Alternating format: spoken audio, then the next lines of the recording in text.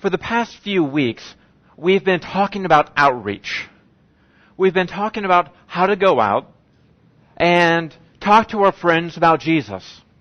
We've been talking about just living life in a way that our words, what we say, what we do, opens up the doors to maybe invite someone to church. Invite somebody to spend a little bit more time with us with the hope that there'll be an opportunity that they can meet Jesus in one form or another.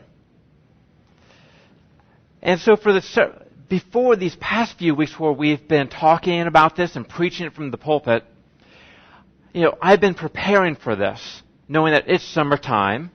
We're going to be spending time out in the community, handing out water and popsicles to people on the street for 4th of July, during the parades and Red, White, and Boom.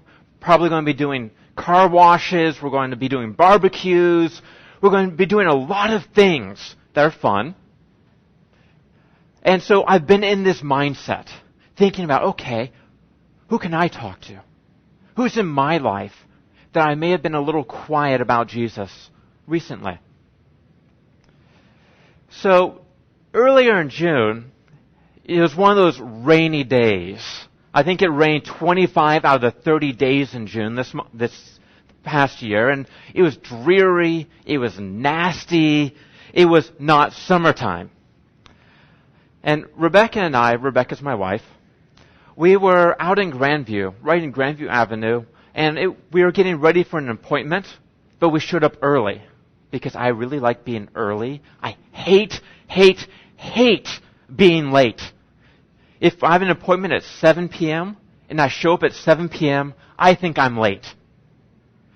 And so that's my mindset. So we were really early for this appointment, so early that the person that we were supposed to meet wasn't there yet. And so we were stuck out in the rain. And it was nasty, it was cold, so we ducked into the Candle Lab. If you don't know what the Candle Lab is, it's a store on Grandview Avenue where you walk in and it's full of candle supplies. Rebecca and I go to the Candle Lab like every 2 months.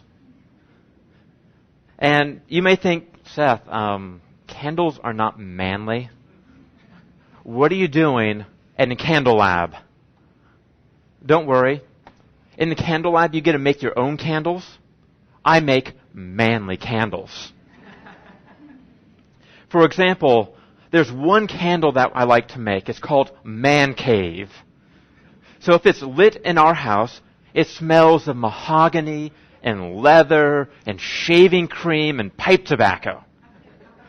It's a very manly smell. So I make Man Cave candles.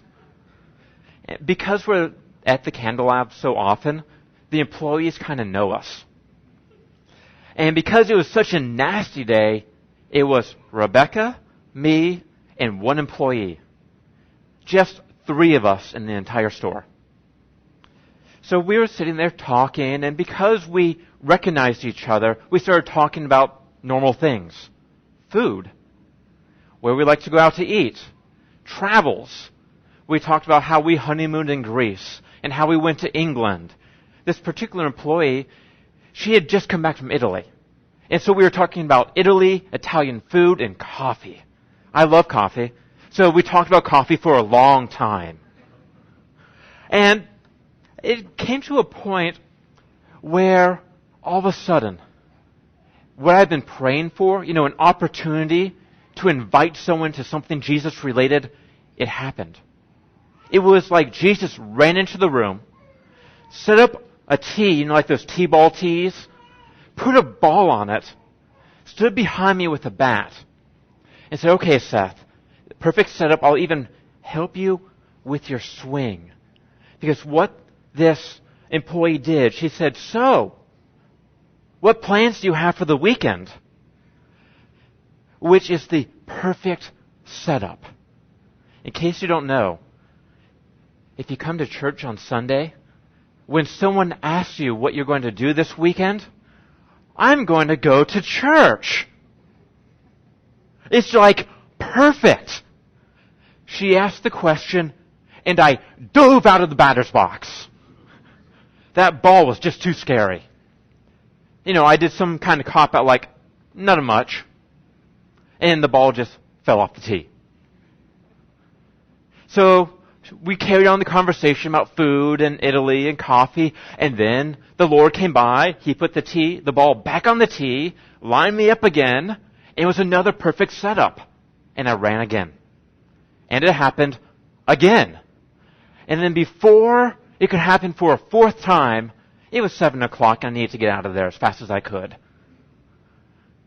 And I was sitting there wondering, what is wrong with me? Here I've been praying for over a month that the Lord would open up an opportunity for me to talk to somebody about something related to Jesus. Even as simple as saying, I'm going to church this Sunday. What are you doing this Sunday? It's normal conversation. And I freaked out and ran. As I thought about it, I began to wonder what was going on. What was so scary about this kind of a question? What was so scary about a prayer being answered? And I realized sometimes the scariest situation is when somebody might say yes. You might invite somebody to church and they might actually say yes. You might invite somebody to hang out with you and some of your church friends, and they might say yes. It's scary. It's scary because if they say yes, all of a sudden it might mean that we have to adjust our schedule. It might mean we have to adjust our lives. It might mean we actually may have to invest time and energy and care for another human being. It might mean our hearts might have to be enlarged. And we may actually have to love somebody else with the love of Jesus in a way that may inconvenience us. It's scary to think that somebody may say yes to an invitation.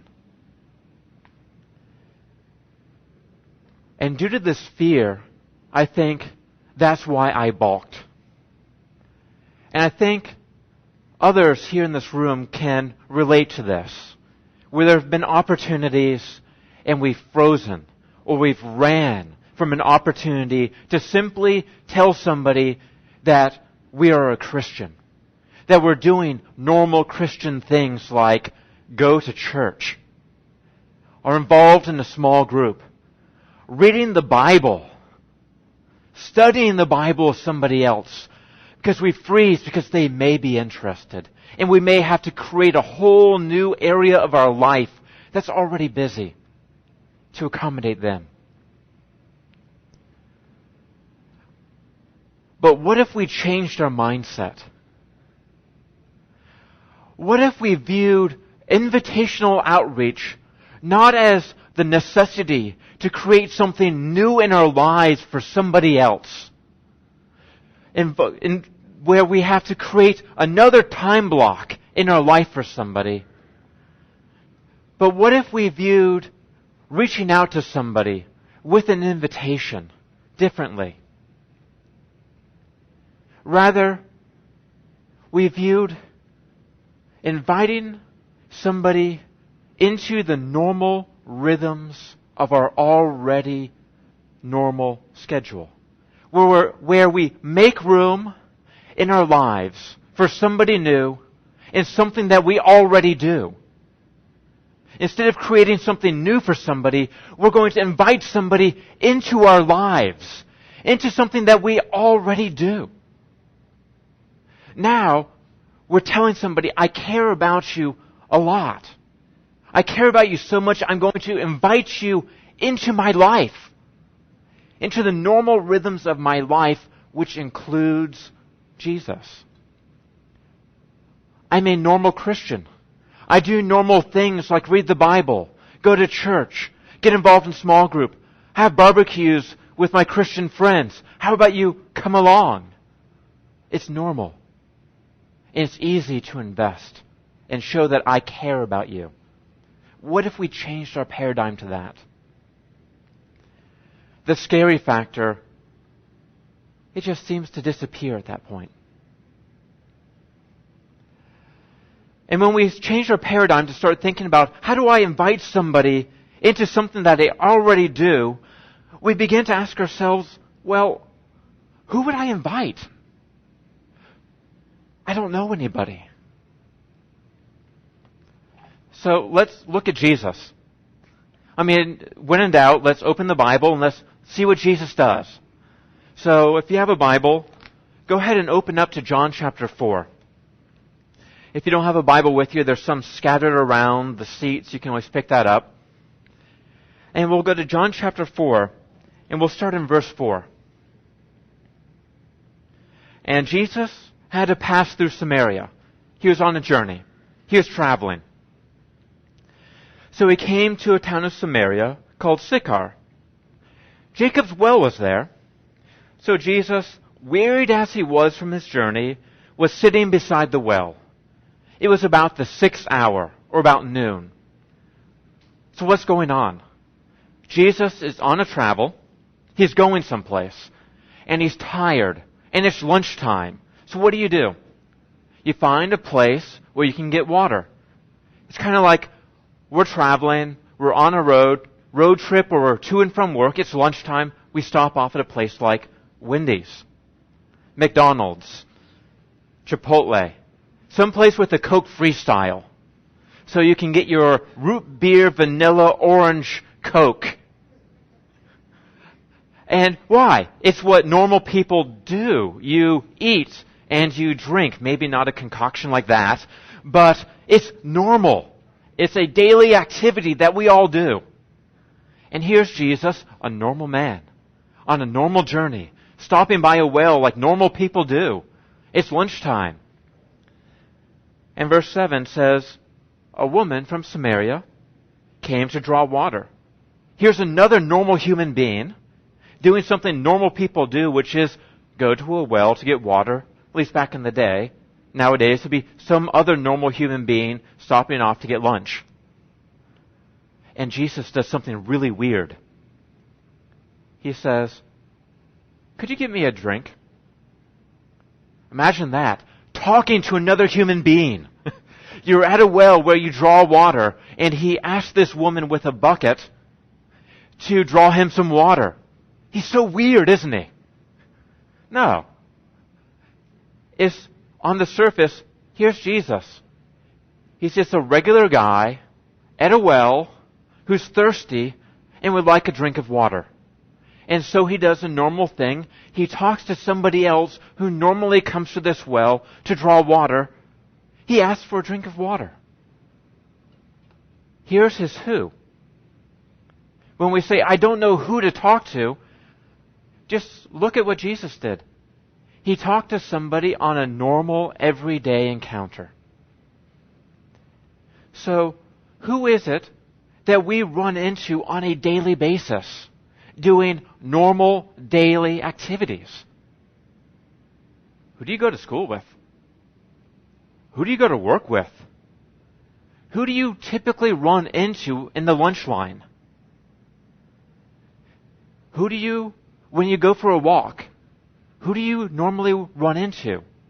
When you go to the gym, if you have a regular time, who are the other regulars at your gym? Who do you encounter on a daily basis? Or maybe on a weekly basis? Or a monthly basis? Or in my case with the Candle Lab, every 2 months. In other words, there's people all around us that we do run into on a regular basis. We may not know their names because we've never bothered to ask. We may have never bothered to say hi, but we ride the same elevator with them all the time. We recognize each other by face. So what if we ask the Lord, what about them? What if I broke my normal rhythm of busyness and said hi?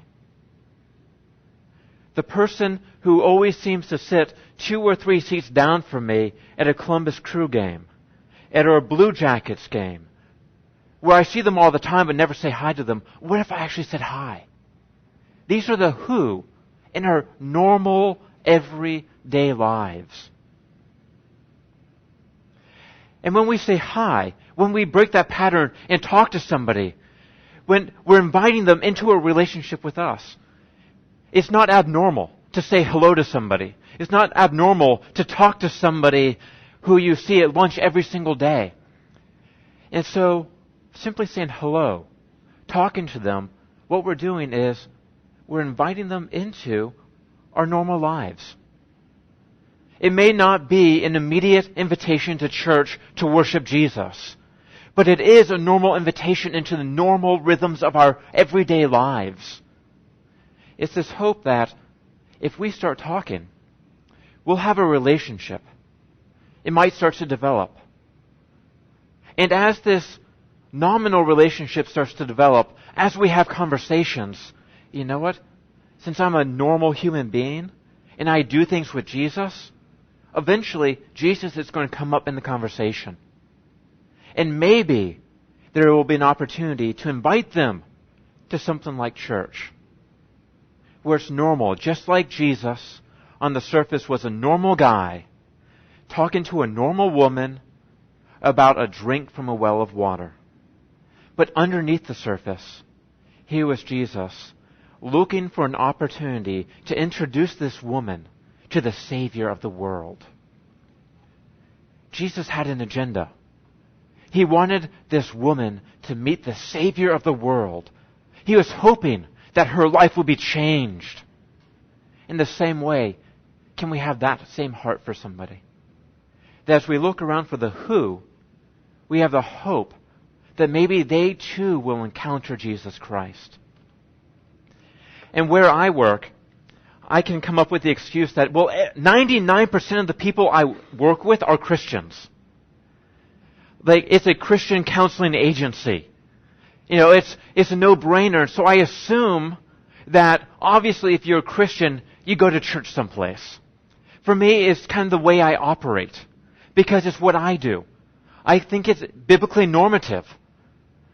But when I started talking with some of my coworkers, I found out that a number of them don't go to church anywhere. It's for a variety of different reasons. Some just moved to Columbus. Some, for whatever other reasons, don't have a Christian community. And all of a sudden, my who expanded. And I began to talk to people, and the doors opened in the conversation, and I began to invite them to come check out GCA.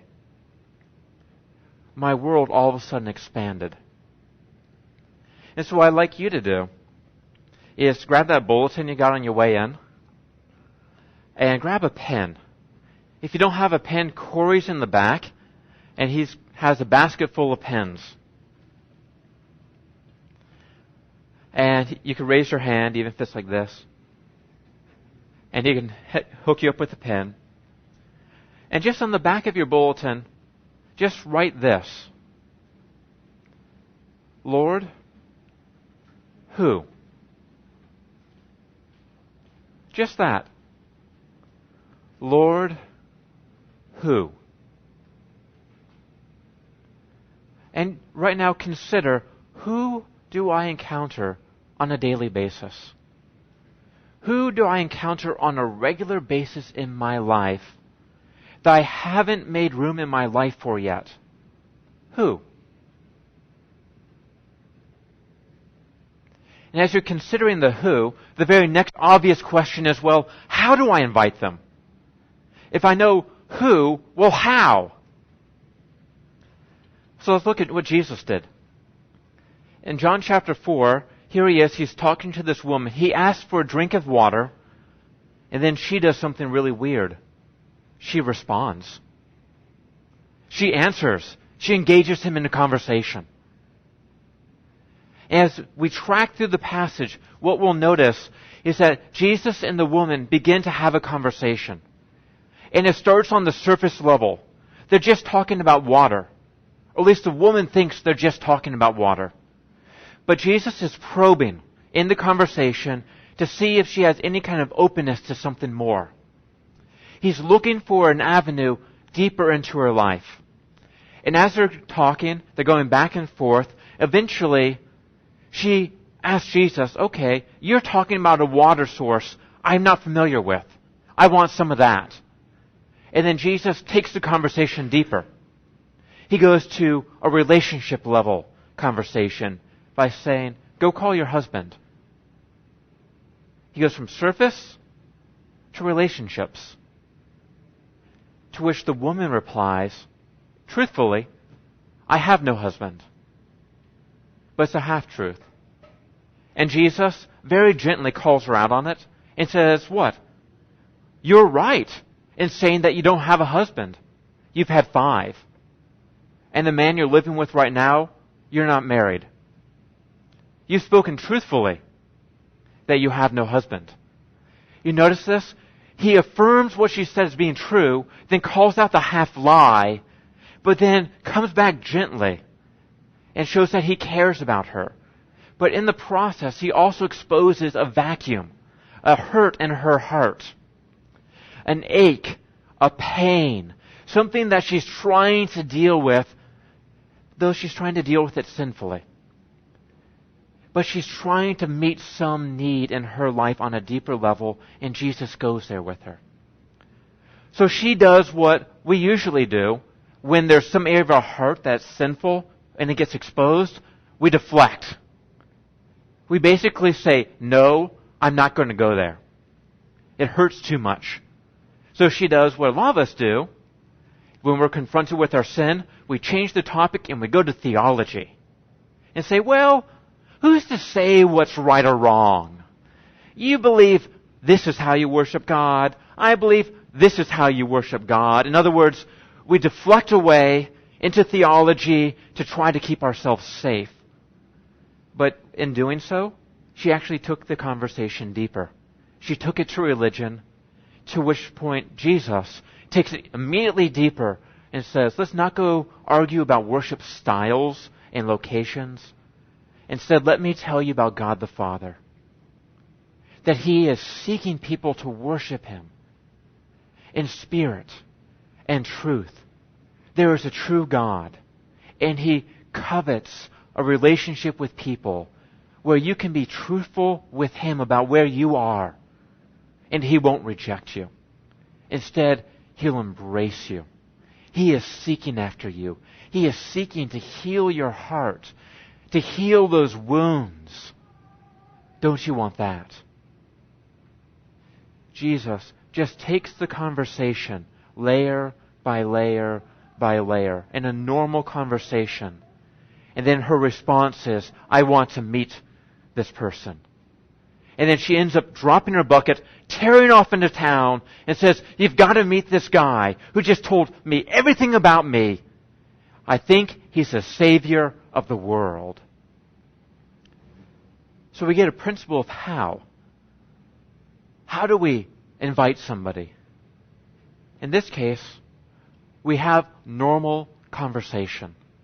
And we look for opportunities in that conversation to go deeper, below the surface, to relationship. And eventually things may open up to talk about religion or spirituality through the course of conversation that normally occurs. And by doing so, touching on things that are on a deeper level, we're letting a person know we care about them. We're not rebuking them, condemning them to hell, but instead we're saying, I care about you so much that I want you to encounter God who loves you and wants a relationship with you. A God who can heal your hurts wherever they may be in your life. And when we track through the story of Jesus' encounter with this woman, what we see is the woman doesn't always go with Jesus' conversation. A lot of times, at least 4 different times, she deflects the conversation in a different direction. A deflection is a nice way of saying no to an invitation. But Jesus continued the relationship anyways. And there's one church planter. he planted a church in Manhattan from about 0, and it's grown to about 2,000 or 3,000 people. And this particular church planter, he loves statistics. He loves systems and finding out how did people come to this church? How did they get involved? And as he studied and as he learned about his congregation, he found out that 1 out of every 4 people who were invited to church came the very first time somebody invited them. There's some sort of relationship, casual to friendship, and they were just looking for an opportunity to be invited. So 1 out of 4 came on the initial invitation. And then another 2 people, 2 out of 4, came after multiple invitations. They said no, or deflected the first time, the second time, the third time, the fourth time. The person wasn't obnoxious, but there were just different opportunities in the conversation, and eventually this person said, you know what? I'll come along. I'll check this out. Why not? And so it shows that, you know what? Even when somebody says no, the no may just be a not yet. We can continue to pray and probe and have an ongoing relationship with this person. Because it's only weird or awkward to invite someone into your life to something Jesus related if we hide our Christian life like it's a pair of dirty underwear. If we're embarrassed about our relationship with Jesus, then it is awkward to invite somebody to church. If we're awkward and feel weird about our normal Christian life doing things with other Christians, then it's going to be weird and awkward to invite somebody into our lives where Jesus might come up. But if it's a normal part of our lives, where we have normal encounters with Jesus, then it is normal and not weird for conversations to talk about Jesus and church and other things that we do as a Christian. And so in my life, going back to this Candle Lab encounter where I epically failed and ran and was scared of this ball sitting on a tee, for me, I felt really bad. And so I began to pray. In fact, I talked to John Meyer and Jeff Reese and said, hey, I majorly goofed. Could you pray with me that I could have another opportunity? And so we started to pray. And then it just so happened that 2 days later, we needed to make a new candle. You know, I may have let a candle burn all day long so that I needed to make a new candle. So 2 days later, Rebecca and I, and another rainy, dreary June day, went to the Candle Lab. And it just so happened, it was Rebecca, me, and the same worker. Just the 3 of us again. And again, we had a normal conversation. Imagine that. We started talking about food, and travels, and coffee, and candles. And through it, all of a sudden, an opportunity arose. And I started to talk about GCA. And she was interested. And she even kind of said, oh, wow, I live 7 minutes away, walking distance, from where you guys are going to be going to have church in the middle school starting September 13th on a regular basis. And where you're going to have a pre-launch church service on June 12th and August 16th. I live walking distance from there. July 12th and August 16th, and then regularly September 13th. Thank you, Diana. And so what comes naturally after that? How would you like to come check it out? At which point she promptly changed the subject, which is a nice way of saying no. But guess what? We continued a normal conversation. And through it, we started talking about how both Rebecca and I, and her and her boyfriend, both wanted to check out the same restaurant, which serves apparently really good ramen noodles and udon and other kinds of food. And so you know what I did? I said, hey, how about the 4 of us get together and check out this restaurant? because, that's what normal human beings do. And she said, yes. And we pulled out our calendars and we set up a double date. In other words, she said no to coming to worship, but she said yes to an invitation into our lives. And so I took the no as a not yet, and the yes as an opportunity to make room in our lives and something that we already do, that a person can come in. Because I know that through the course of conversation, eventually, over time, if we continue to make room in our lives, there'll be more opportunities for her to encounter the Jesus that my wife and I love on a daily basis. So on the back of your bulletin, write this: Lord, how? How will I make room in my life in something that I already do for somebody new? Lord, how? I have the who. I have the how. Or I'm going to think about the how. Which brings to the third point, which is kind of round circle all the way back to the beginning. Because what if they say yes? And then the question becomes, well, how do I follow up? What if they do say yes?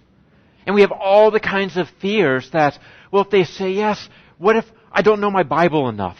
What if I don't have answers? What if we have all these what ifs, and it's like we feel the weight of the world upon our shoulders crushing us, as if it's all up to us. And yet, if we look at John chapter 4, after the woman tears off back to Samaria to tell all of her friends, you've got to meet Jesus, Jesus' disciples come, and they walk back to Jesus.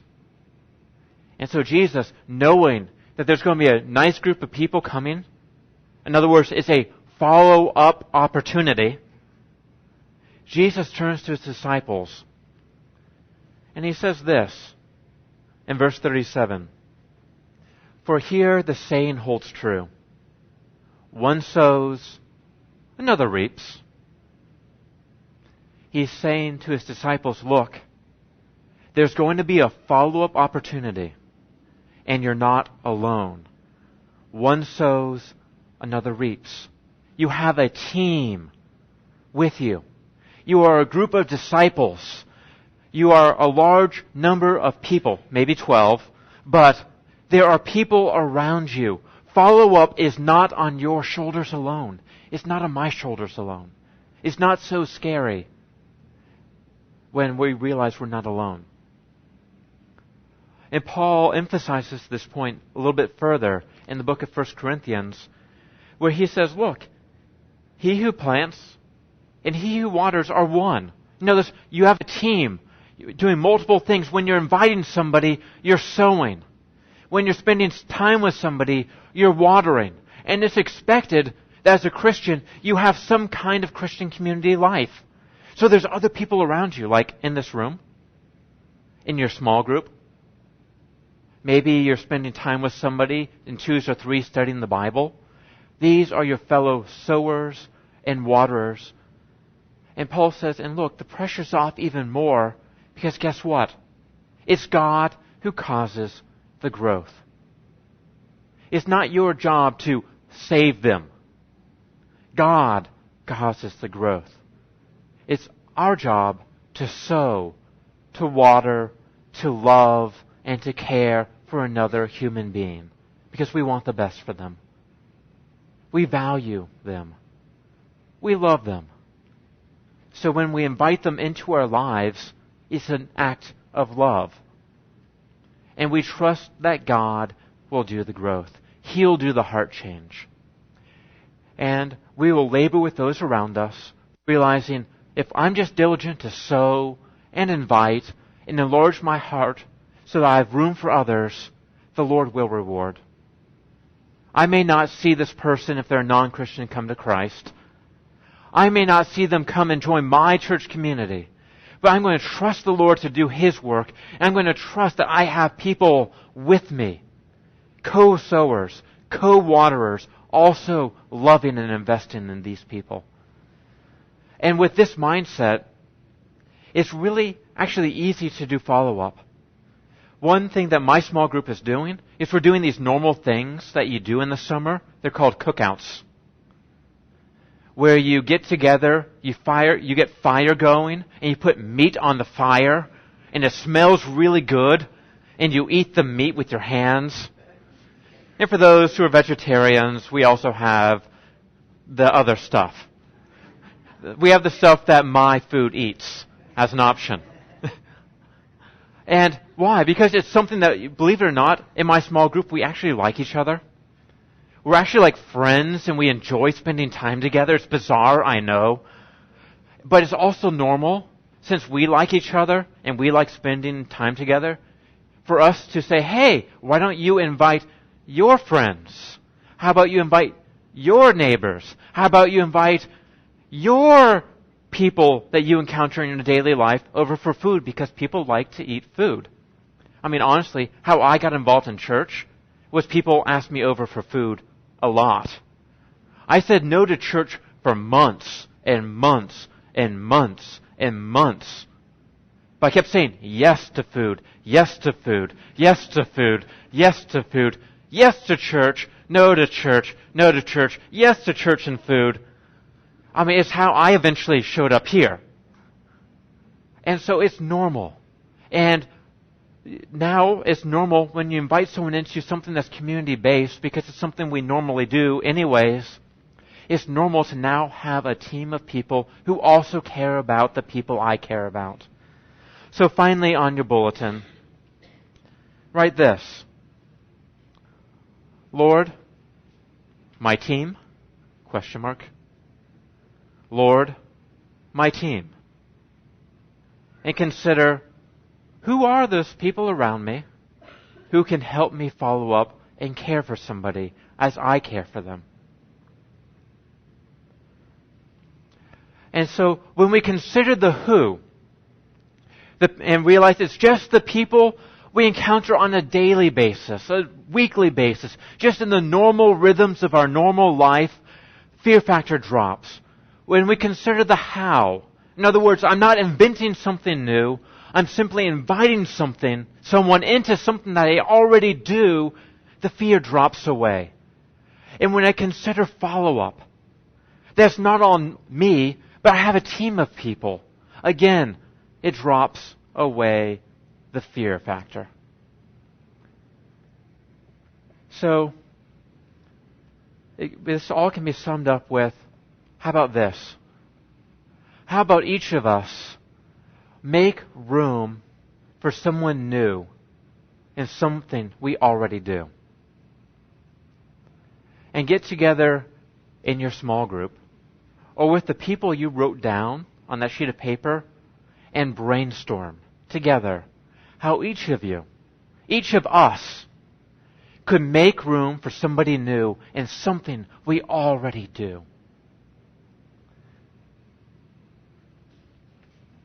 So let's go ahead and have the band come up.